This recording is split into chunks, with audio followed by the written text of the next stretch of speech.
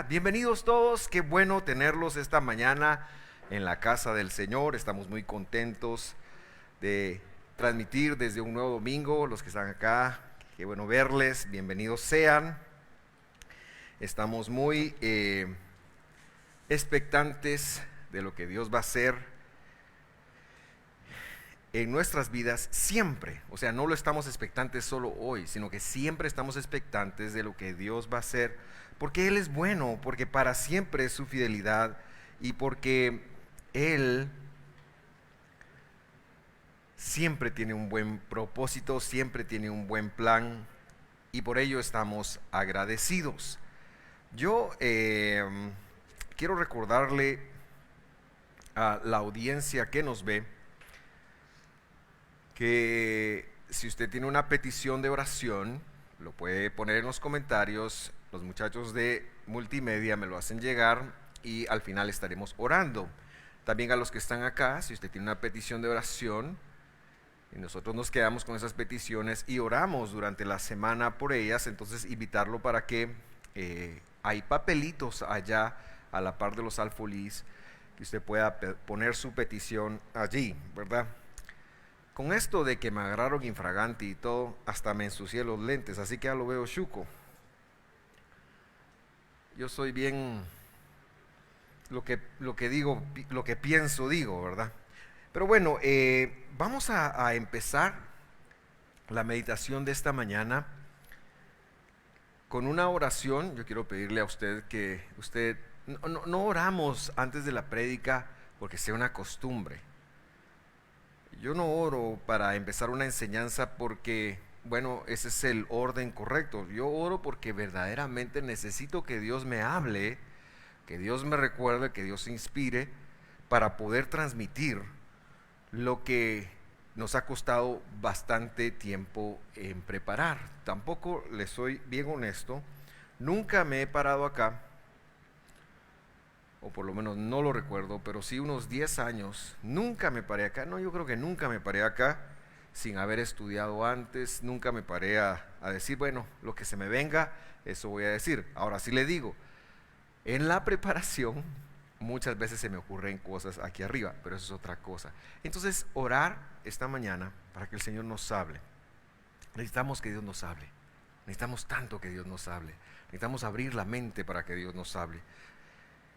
Señor, llegamos acá con alegría, con gratitud, recordando lo bueno que tú eres para con nosotros, recordando tu fidelidad, recordando tu amor, y te pedimos de todo corazón que abras nuestro entendimiento, el de todos los que estamos acá, el de todos los que están sintonizándonos, para que más que otra prédica, otro domingo, tú nos hables y eso marque nuestra vida. Eso marque cómo nos conducimos y cómo vivimos. En el nombre de Jesús te lo pedimos, oramos por revelación esta mañana y lo hacemos con gratitud, sabiendo que tú la das porque nos amas, porque eres nuestro Padre, porque tienes un entrenamiento desde siempre preparado para nosotros que se llama vida, y el libro manual que se llama Biblia. Con alegría, con gratitud y en el nombre de Jesús, amén y amén. Muy bien. Estamos en una serie de 2 prédicas, aprovechando la coyuntura de las fechas. Yo no soy muy tradicional con las fechas que se manejan, porque a alguien se le ocurrió en el año 155 poner que hoy era el domingo de resurrección y que Jesús había muerto el viernes. Yo no soy muy tradicional con eso y no hemos estado satisfechos con eso. Nos hemos ido a investigar a las fuentes. Y lo primero que encontramos es que la fecha cada año cambia, no de día, sino cambia, o sea, no de fecha, perdón, sino cambia de día. Por ejemplo, para ser muy honestos, el año en que Jesús murió, que más o menos fue el 28, 29 después de Cristo, Jesús muere un miércoles al ponerse la tarde y resucita un sábado en la tarde al ponerse el sol. Las mujeres lo buscan hasta el domingo, pero la Biblia nunca ha dicho que Jesús resucitó el domingo.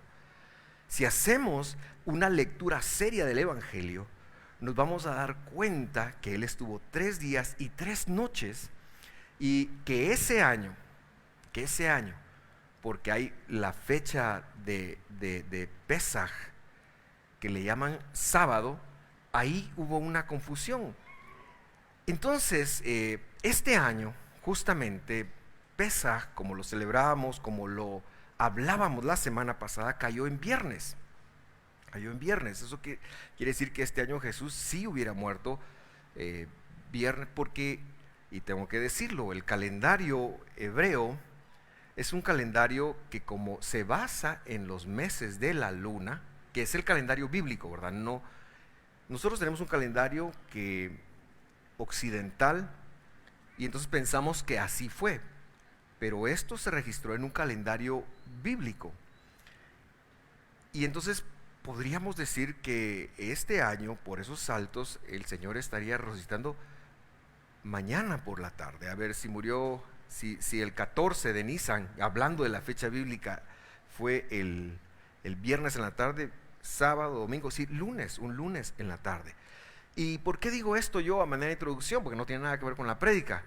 Lo digo porque es importante que no nos casemos con ninguna tradición que vaya en contra de la palabra del Señor. Nosotros en Visión de Fe vamos a respetar la palabra del Señor por sobre cualquier tradición. A mí no me importa quién lo haya dicho, si la palabra del Señor dice algo. Por eso este domingo, y aprovechando eso sí la coyuntura de lo que estamos viendo, hace un domingo hablábamos de Pesaj. ¿Se acuerda usted de Pesaj? Pesaj quiere decir que Cristo Jesús fue el cordero, el cuerpo, el corbán de Dios, cuyo sacrificio aplicado a nosotros, esto es en el creer, hace que el ángel de la muerte eterna nos brinque, nos salte y diga: no, este tiene promesa de resurrección. De eso se trató la semana pasada. Hoy queremos tratar el tema, bueno, eso fue Pesaj, ¿verdad? Hoy queremos tratar el tema de la resurrección de Jesús, porque esa es la parte B que nos abre una senda a nosotros que se llama la senda del poder de Dios, la senda del Espíritu Santo, que es un camino, que es un trecho, pero que se basa en que Jesús resucitó. Y eso es lo que queremos hacer esta mañana. Yo quiero invitarle para que vaya conmigo a la primera carta de Corintios, capítulo 15, versículo 3. Estoy leyendo la Biblia del Jubileo. Y Pablo, con los de Corinto, tuvo mucho que enseñarles. Por ejemplo, les decía: miren, mucha, no está bien que ustedes estén divididos, no está bien que uno esté pensando que es. Luego les corrigió problemas hasta sexuales serios que tenían en esa congregación. Después les dijo: miren, mucha, ustedes, en lugar de hacer la celebración de Pesaj como es, ustedes se emborrachan en la iglesia. No está bueno. ¿Saben qué? En la iglesia ahora van a celebrar solo el pan y el vino, y lo demás háganlo en su casa. Eso estoy hablando de 1 Corintios 11. Pero en el capítulo 15, Pablo se dedica a corregir otro tema. Y es que algunos corintios habían empezado a decir que no hay resurrección de los muertos. Nosotros tenemos que entender que hay 2 puntos claves, que podemos negociar muchas cosas, pero hay 2 puntos claves a los que usted jamás debe renunciar. 1, Cristo Jesús es Dios, no es ninguna otra persona, es Dios. Cristo Jesús es Dios. Y no es que Él mandó al Junior, eso tenemos que aclararnos, sino que es que Él mismo, Dios mismo, la deidad completa, la magnificencia de Dios, el Dios todopoderoso, el que creó el cielo, la tierra, el universo, Él dijo: yo voy a ir por mi pueblo y lo voy a ir a salvar. Y vino y dio su vida. Eso es algo a lo que usted no puede renunciar. Y la otra cosa, a la que usted no debe renunciar, puede hacerlo, pero no lo haga nunca, es que Él resucitó. Esas son las dos. Todo lo demás es negociable, hermanos. Hay algunos que no creen en la segunda venida. Bueno, no lo sé, pero la base de la salvación está en estas dos cosas. Que Dios mismo vino, porque ningún hombre, ningún semejante, ningún ángel, nadie nos podía salvar. Dios mismo, el Dios, Jehová, Él vino en la persona, en el nombre de Jesús, con el nombre de Jesús, portaba el nombre de Dios. Y la otra cosa es que la muerte, Él tenía que morir, porque estaba así escrito, tenía que pagar, pero esa muerte no lo pudo retener, sino que resucitó. Y entonces en Corinto estaban diciendo, ¿saben qué? El Señor, estaban diciendo, no hay resurrección de los muertos. Si usted, ahí se acabó todo. Como que les entró una doctrina algo saducea. Y entonces Pablo empieza a escribir esto, dice, porque, versículo 3, primeramente les he enseñado lo que asimismo yo aprendí, que el Mesías murió por nuestros pecados conforme a las Escrituras. Hay muchas Escrituras. Está la promesa a Abraham cuando Isaac está atado y le dan cordero, es una promesa. Está la promesa del cordero pascual, está Isaías 59, están muchos salmos.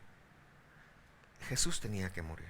Y luego dice el versículo 4, y que fue sepultado y que resucitó al tercer día conforme a las Escrituras.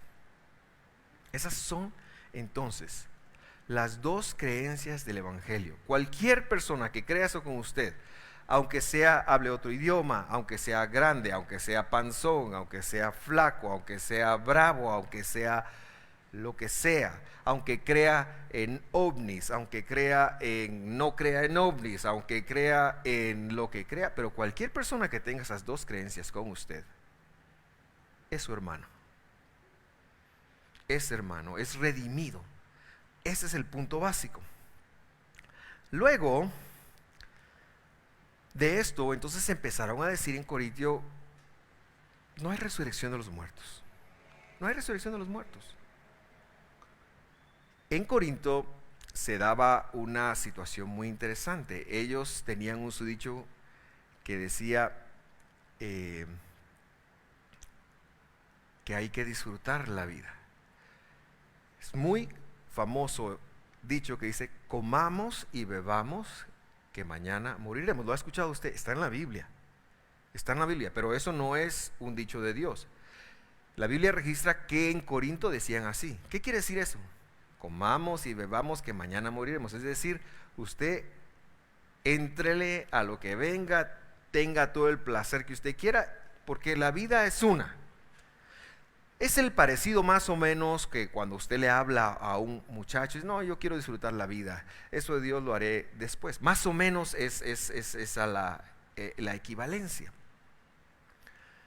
Comamos y bebamos que mañana moriremos.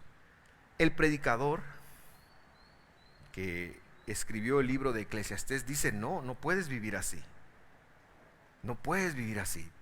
No se puede. Eso es vanidad, dice. Eso es vanidad. Eso quiere decir es efímero. Y entonces la creencia cultural se metió en la congregación de Corinto. Nosotros tenemos que siempre estar retando nuestras creencias, si son culturales o si son bíblicas, porque en Guatemala tenemos muchas creencias culturales. Por ejemplo, yo he escuchado cristianos que dicen, a mí ahí no me gusta ir porque ahí espantan usted. Esa es una creencia cultural. Esa es una creencia cultural. A mí la única que me espantó una vez fue mi suegra, pero eso es un mal chiste, entonces no se ría.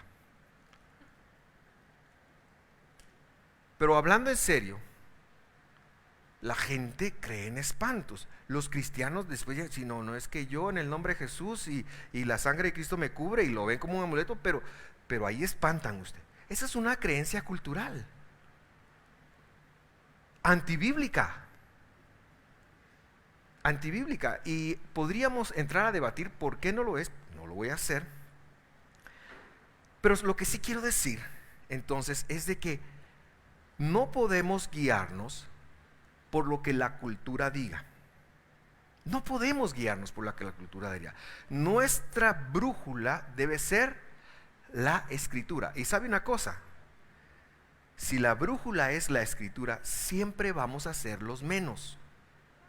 Siempre vamos a ir en contra de la Escritura. Siempre, sí, porque así es. Porque ¿a dónde le gusta ir a Vicente? ¿A dónde le gusta ir a Vicente? A donde va toda la gente. Y sentimos que el hecho de que la mayoría piense eso está bien, y nos sentimos aceptados. Nosotros los creyentes no podemos funcionar así, o no debemos funcionar así, porque el evangelio es una contracultura.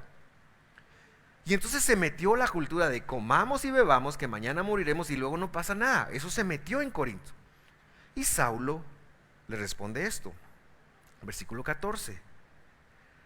Si el Mesías, dice, no resucitó, si no hay resurrección, vana, diga conmigo, vana. ¿Sabe qué decir vana? Sin utilidad. Vana es nuestra predicación. De balde estamos predicando. Y de balde también es la fidelidad de Dios hacia ustedes. Si Jesús no resucitó, de balde es todo. De balde venimos a la iglesia, cantamos, de balde levantamos. Eso es lo que está diciendo Pablo. De balde levantamos las manos, de balde damos ofrendas, de balde servimos, de balde. Si Jesús no resucitó, el ejercicio de todo lo que hacemos es de balde, dice Pablo. Es de balde. Este es un punto central, es lo que Pablo está diciendo.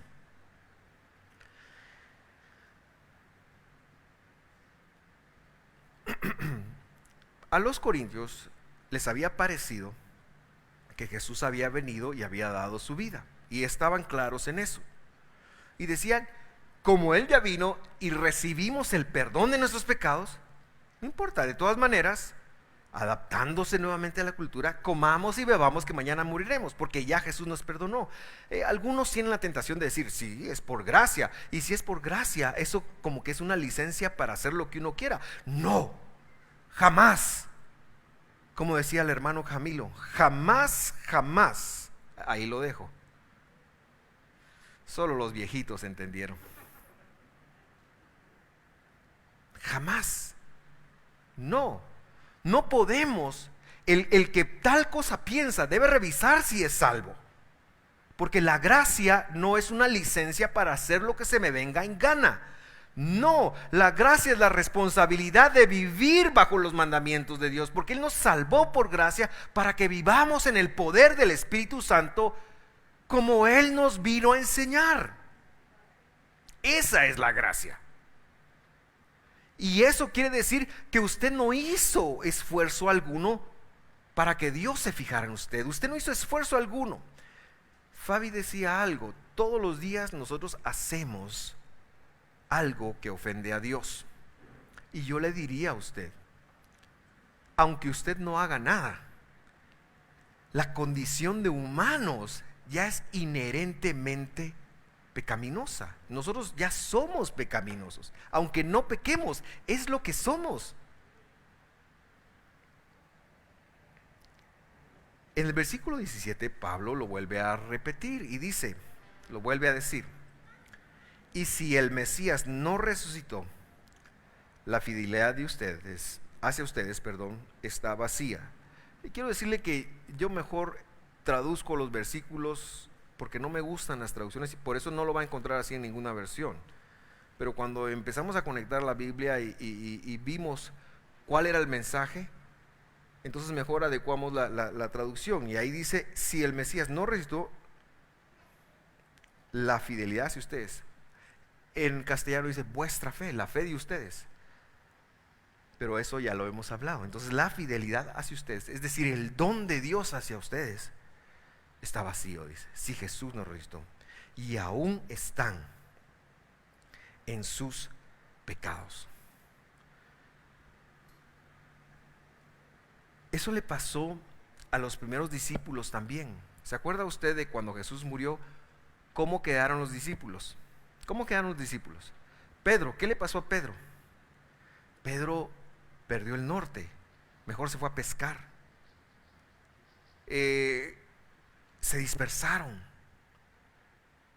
Y había un par que hicieron una caminata y dijeron: estamos perdidos. No sabían cuando Jesús muere. Y Jesús los encuentra en el camino y les empieza a hablar. Y les dice lo siguiente: insensatos y tardos de corazón para creer todo lo que los profetas han dicho, dice. No era necesario que el Cristo padeciera estas cosas, se refiere a la muerte, y que entrara en su gloria, se refiere a la resurrección. La gloria de Cristo es la resurrección, el haberse levantado. Y entonces volvemos a lo que decía Fabi. ¿Por qué somos pecadores? Porque cuando Dios pone al ser humano en la tierra, le da unas instrucciones y le dice: pueden comer de todo. Lo que no pueden hacer es salirse del huerto y comer del árbol que está fuera del huerto. Cuando usted lee Génesis en hebreo, lo va a encontrar. Nosotros pensamos que el árbol malo estaba en medio del huerto. No, estaba fuera del huerto. Y la serpiente, que es el serpiente, le empieza a lisonjear el oído a la dama. Por eso, damas solteras, tengan cuidado con la casaca. Tengan cuidado con la casaca. Porque las damas casadas ya saben a qué les puede llevar la casaca, ¿verdad? Tengan cuidado con la casaca. Y entonces le lisonjea y la confunde de tal manera que ella, cuando come del árbol que Dios había prohibido, piensa que está comiendo del árbol de la vida para ser como Dios. Y no se queda contenta con eso y le da al marido. La única diferencia con el marido, que es que este fue un poquito más atarantado, fue de que él sí supo, él no estaba confundido. Él sí supo. La mujer fue engañada para traicionar a Dios. El marido traicionó a Dios con conocimiento de causa. Pero Dios había dicho,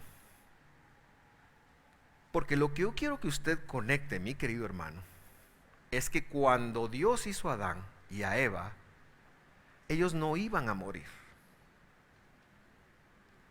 Ellos no iban a morir. Adán y Eva iban a vivir para siempre. La promesa de Dios era que usted viviera para siempre. El plan original siempre fue la vida eterna. Y por eso les dijo: el día que coman eso van a morir. Porque si no comían de eso, jamás iban a morir. Eso es algo que no podemos perder de vista. Pero comieron. Y entonces Dios ejecuta su sentencia. Lo único es que en la sentencia de Dios todavía Él está dando tiempo para el arrepentimiento. Y luego Dios pone en marcha su plan. Pero yo quiero que usted conecte cuál es el plan que Dios pone en marcha. Porque Dios dice: yo les voy a devolver a los seres humanos la vida eterna. El plan de Dios tenía que ver con venir, pagar el rescate del hombre y darle la vida eterna. Ese era el plan de Dios. Ese sigue siendo el plan de Dios. No había otro plan, porque Dios en su originalidad creó a Adán y a Eva para vivir siempre. Y les dijo: todo esto pueden hacer, lo que no pueden hacer es eso, y fue lo que hicieron. Entonces Dios empieza, y si usted lee la Biblia así, es una historia. Empieza con Adán y Eva. ¡Pum! Se va todo, Génesis, Éxodo, Levítico. Es una historia ascendente. Hasta que Malaquías llega un momento y dice, ya va a venir Elías, y Elías va a decir, ¿quién es el que los viene a comprar? Y entonces el Evangelio retoma y dice, apareció Elías. ¿Quién es Elías? Juan el Bautista. Y luego dice Juan, cuando va Jesús a bautizarte, ese es el Cordero. Él es el que viene a pagar el precio. Y entonces el Evangelio enseña, bum, bum, bum, y la muerte de Jesús. Ese es el precio pagado.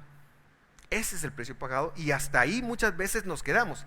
El resto de las cartas, y sobre todo el Apocalipsis, enseñan lo que va a pasar después. La Biblia es una historia.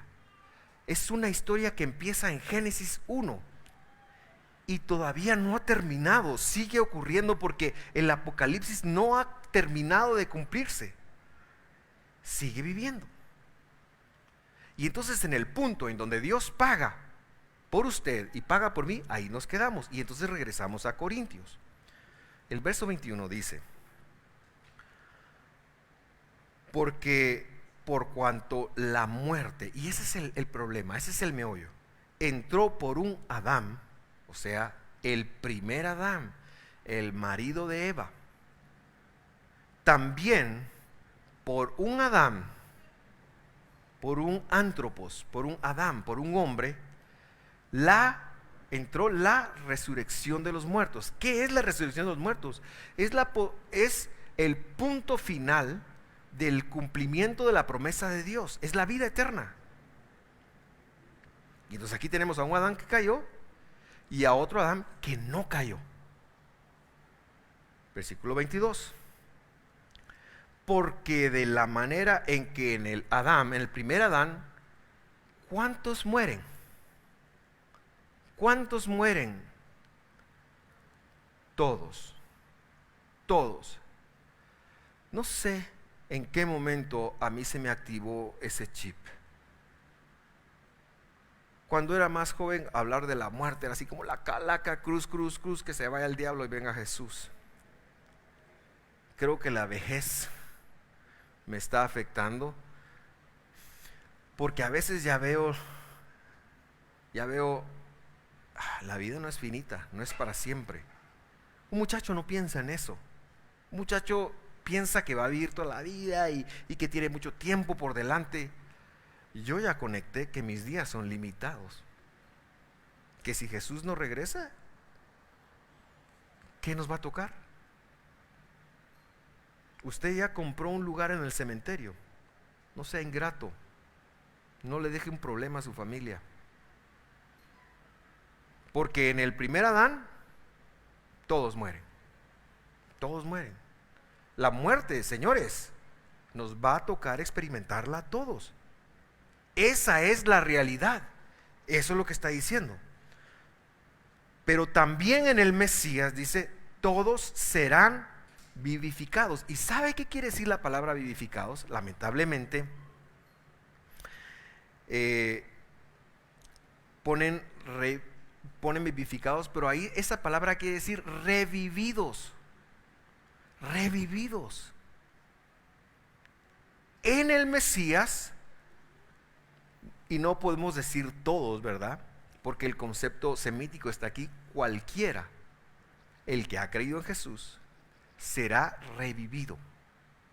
Será revivido. Y eso es muy interesante y funciona para los que están en el cementerio, que han creído en Jesús, y funciona si Jesús viniera hoy y nosotros hemos creído en Él. De todas maneras seríamos revividos. ¿Por qué necesitamos ser revividos?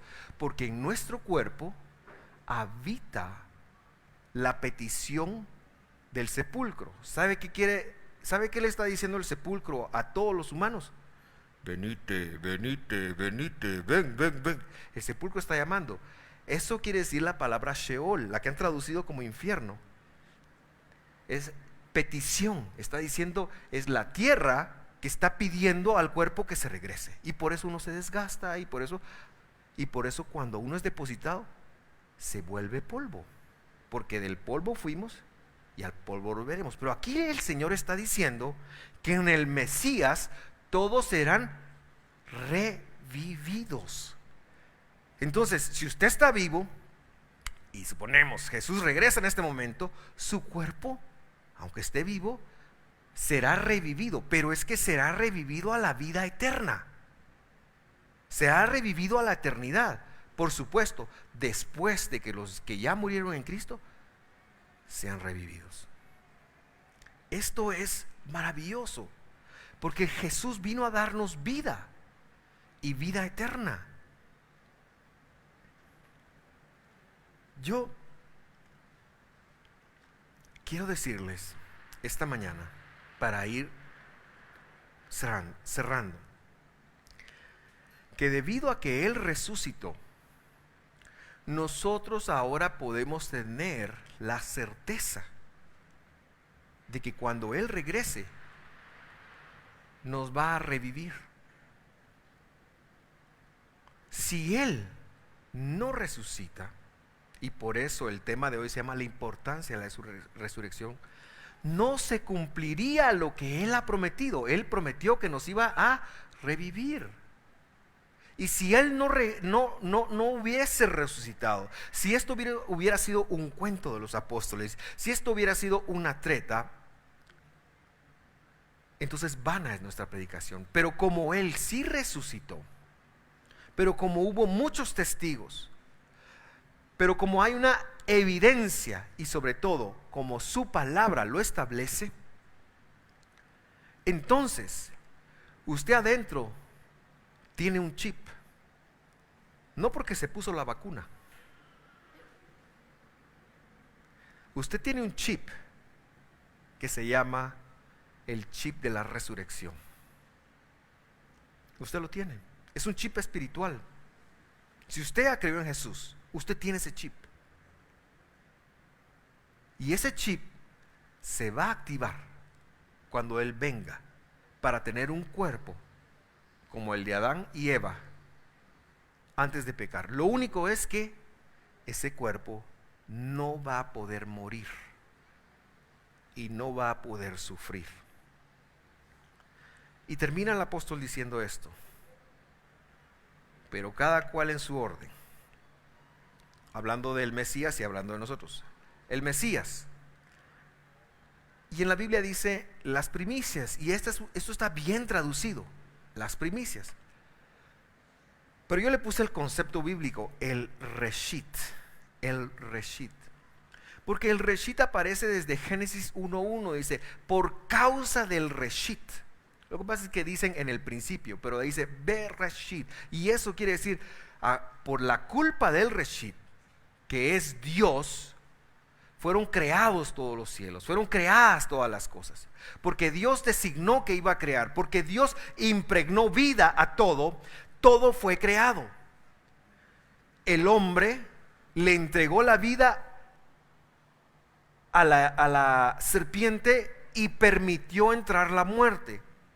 Pero ahora vino el reshit. El reshit es Jesús. Si usted quiere saber un poquito más de eso, yo lo invito a ver la porción semanal de Bereshit, una que hice por ahí por octubre en nuestro canal de YouTube. Porción de Bereshit. Ahí está más explicado. Este es un servicio de domingo y no tengo como todo el tiempo para explicar, pero ahí damos toda la evidencia bíblica y explicamos qué es el reshit. El reshit es Jesús. Él es por cuya causa. Por eso Pablo después dice, en Él habita toda plenitud. Todo fue creado por Él y para Él. Porque Él es el reshit. Y entonces dice, primero Él fue el primero. Y luego los que son de Él cuando Él regrese. Y ese es el punto clave con el cual yo quiero cerrar esta mañana. ¿Usted es de Él?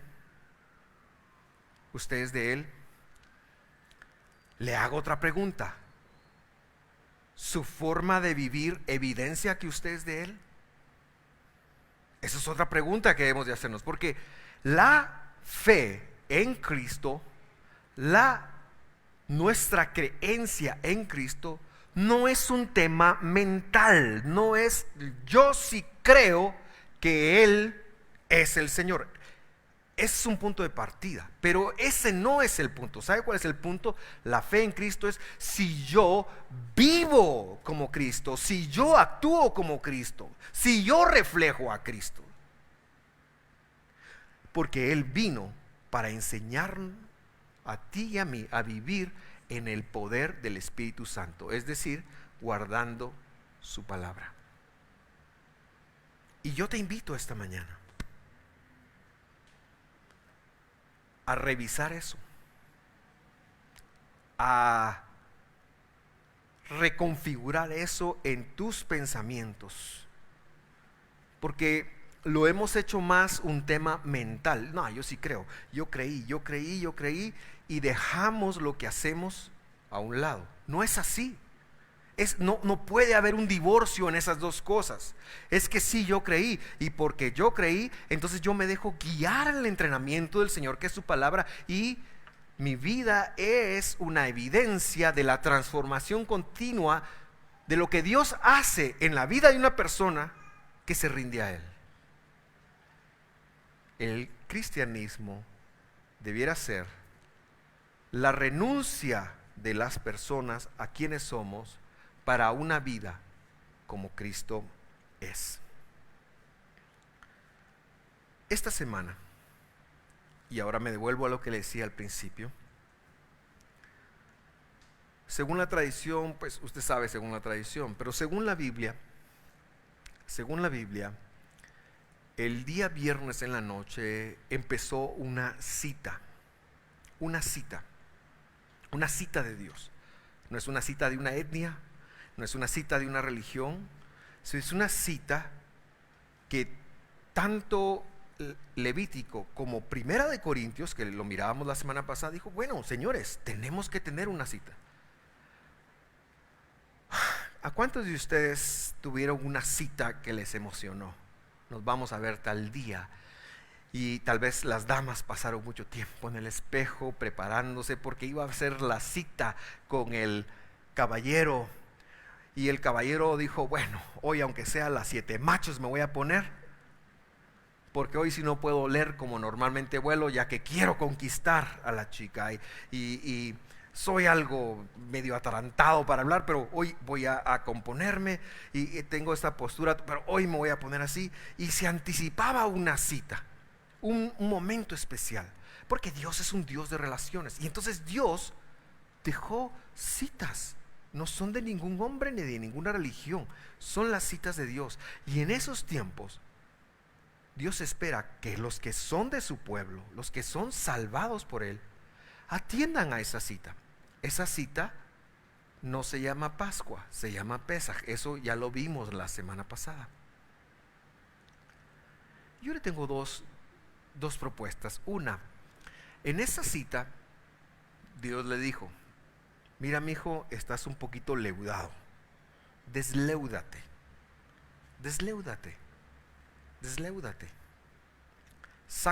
Y se metió con nuestra dieta.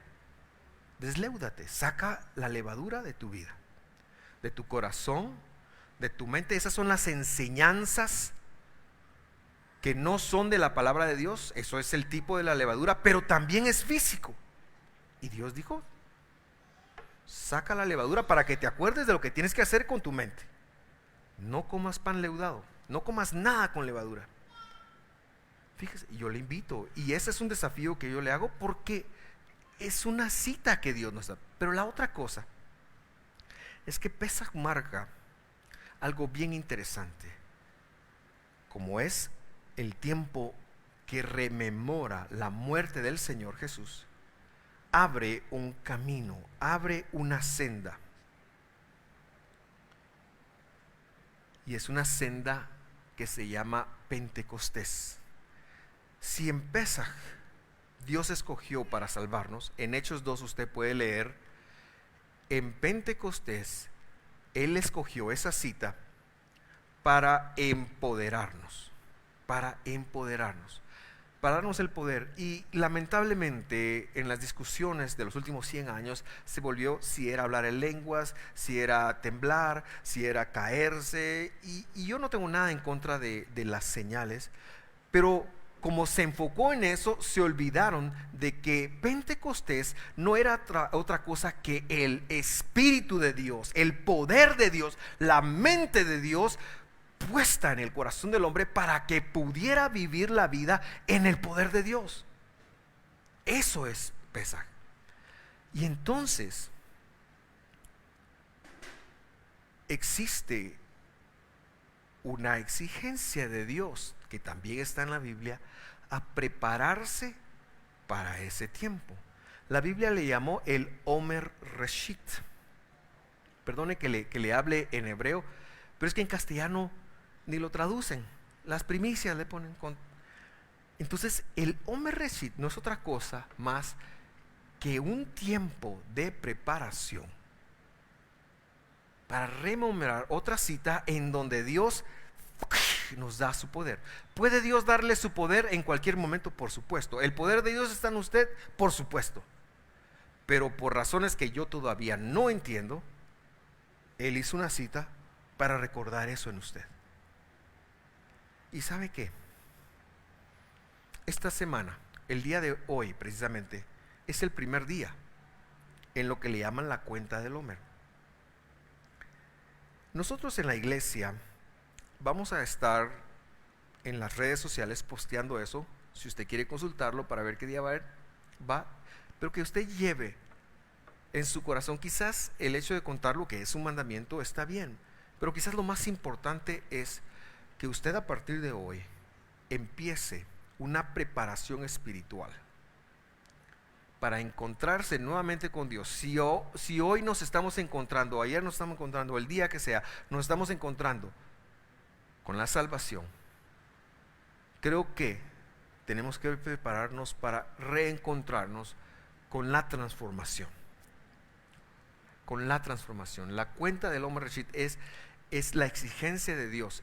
Y el hecho de que se llame así nos hace recordar la resurrección, porque Él es el Reshit, Él es la primicia. Esta es la cuenta de las primicias.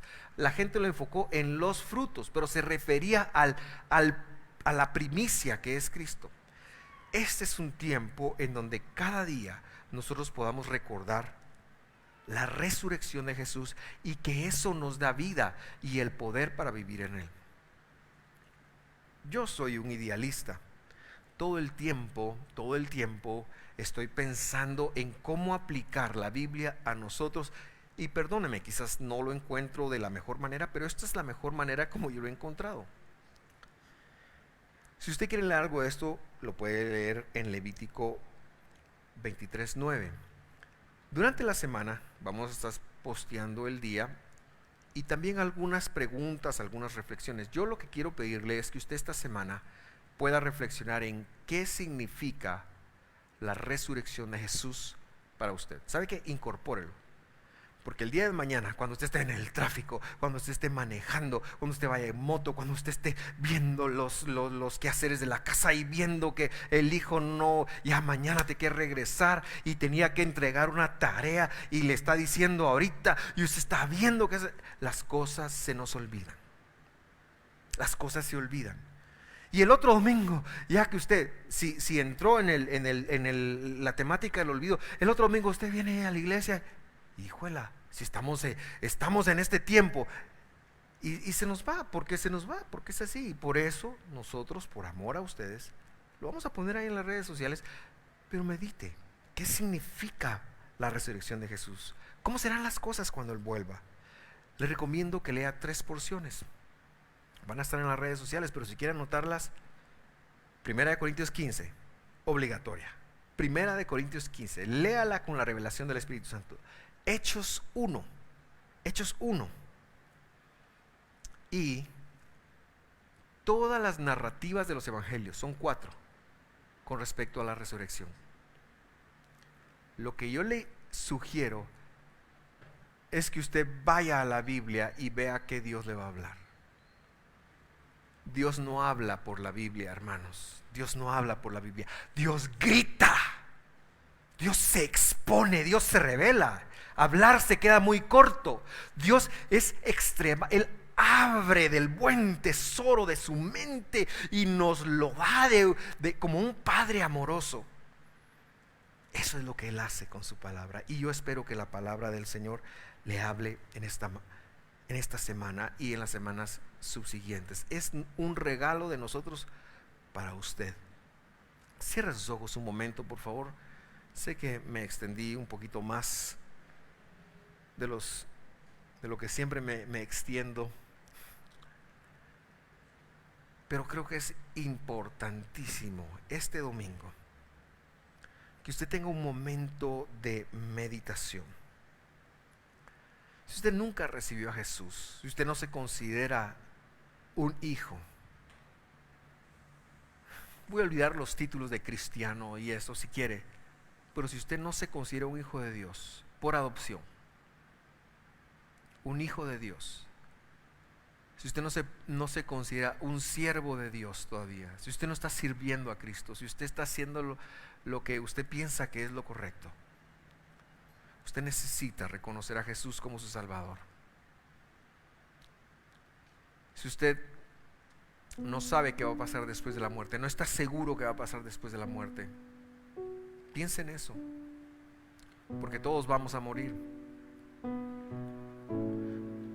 Yo sé qué va a pasar. Mi cuerpo lo van a poner a descansar y va a ser un pestañazo. Voy a cerrar los ojos y me voy a quedar ahí esperando. Y un día, yo no sé, en un mes, en un año, en 10 años, en 200 años, pero para mí va a ser como un día, Él va a regresar y va a sonar un shofar, una trompeta de cuerno de carnero. Y mi chip, el chip que va a estar en mí, quizás ya solo las cenizas, mi chip se va a activar. La caja se va a abrir donde yo esté. Si fuesen 200 años, si fuesen 300 años, si fuesen 500 años, no importa cuándo sea, va a explotar. No va a poder contener ese milagro de regeneración, de revivificación que va a ocurrir. Mis tendones espirituales, pero palpables, tangibles, se van a juntar. No voy a necesitar sangre. Seguramente le va a pasar a muchos de mis hermanos. Eso me va a pasar a mí. Es lo que Jesús prometió. Y si creemos en su muerte, bien haríamos en tomar la resurrección en serio. ¿Qué piensa usted de la resurrección? Yo quiero invitarle, si usted nunca recibió a Jesús en su corazón, o si usted no está seguro si lo recibió, yo quiero invitarle que usted le abra su corazón esta mañana. Es un buen momento para hacerlo. Que usted le pida a Dios que lo reciba. Es un poquito arrogante decir yo voy a recibir a Cristo. Él nos recibe. Él nos recibe. Él nos acepta. Él nos llama. Y si en este momento usted está sintiendo ese llamado, es lo que estoy diciendo. Entréguese al Señor para apoyarlo. Pónganlo en los comentarios o búsquenos al final del servicio.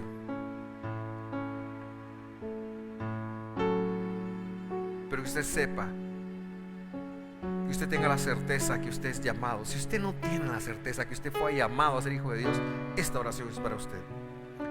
Si usted sí la tiene, yo creo que usted medite sobre lo que eso significa para usted. Yo hablé un montón de cosas hoy, algunas quizás le pueden sorprender. A mí me sorprende la Biblia cada vez que la estudio. Lo más importante es que usted empiece a conectar lo que el Espíritu Santo está revelando en su mente, en su corazón en este momento. No le dé espacio a pensamientos en este momento temporales. No le dé espacio a qué voy a hacer al salir de acá, qué calor, se me olvidó comprar esto, hijo, el súper está cerrado. No le dé espacio a esos pensamientos. Tómese un tiempo para tener pensamientos celestiales y decirle a Dios qué significa la resurrección para mí. ¿Cómo puedo yo apropiarme? ¿Cómo puedo yo reprogramar mi vida en función de la salvación? ¿Cómo puedo ser un mejor hijo cómo puedo ser un mejor creyente en Jesús? Esa es la invitación esta mañana. Señor Jesús, los que estamos aquí, confesamos todos juntos que tú viniste en carne, que tomaste forma de hombre, pero que eres Dios. Y como Dios viniste,